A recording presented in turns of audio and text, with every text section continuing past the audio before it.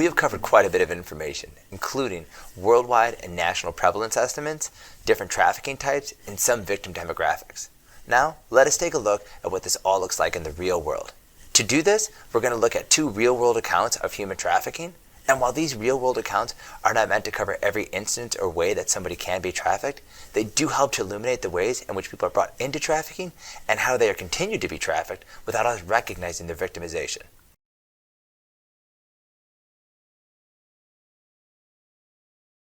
The nonprofit Polaris found a majority of labor trafficking victims identified in the U.S. are legally in the country with work visas.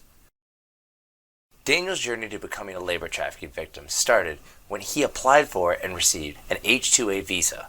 This visa allowed him to work as a farm worker in the U.S. The fact that he became a labor trafficking victim while legally being in the country as an immigrant is not uncommon. Daniel was also paid less than he was promised when he acquired the visa. Leaving the situation was difficult because the employer took Daniel's passport and the nearest town was very far away. Additionally, like so many others, Daniel's visa was tied to his employer, so if he left the farm, his visa would be invalid.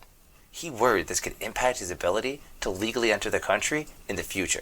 Daniel wrestled with the idea of reporting the abuse or allowing the victimization to occur, because he did not know what else he would do for work.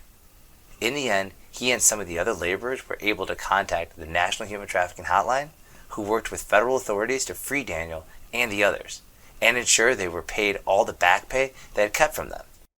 There are somewhere between 2 to 3 million migrant workers and farm workers in the U.S.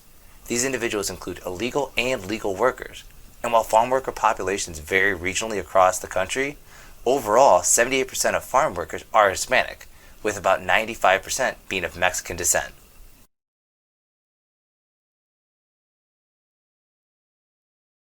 Keisha's story is much different from Daniel's, but she too was a victim of human trafficking in the United States. Her journey to becoming a trafficking victim started when she was placed in the foster care system at 10 years old.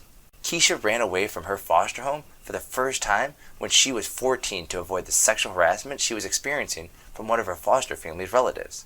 Out on the streets, Keisha was tricked by a 26-year-old man who offered to get her back to her biological family. To financially support getting her back to her family, the man told Keisha she would have to engage in commercial sex with several of his friends in exchange for money. The friends Keisha was expected to have sex with for money turned into anyone the man chose. Keisha was forced into prostitution and eventually was arrested for solicitation and then returned back to her foster family. There she suffered more harassment and again ran away and called the only person she could think would help her, the trafficker. Forced back into prostitution, Keisha was arrested again, but this time, while being held in juvenile detention, she was able to work with an outreach group and share her story of victimization in the foster home at the hands of her trafficker. She was able to go to a residential program out of the state and able to work towards her GED and a life where she would not be exploited into commercial sex ever again. Keisha's story is unfortunately a common one, repeated by many girls around the United States.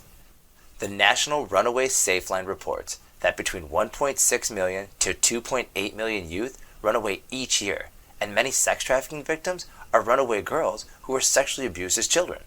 1 in 6 of these runaways reported missing were likely sex trafficking victims, and of those, 88% were in the care of social services or foster care when they ran. This problem is so prevalent that the FBI estimates more than 100,000 children are victims of sex trafficking every year in America alone.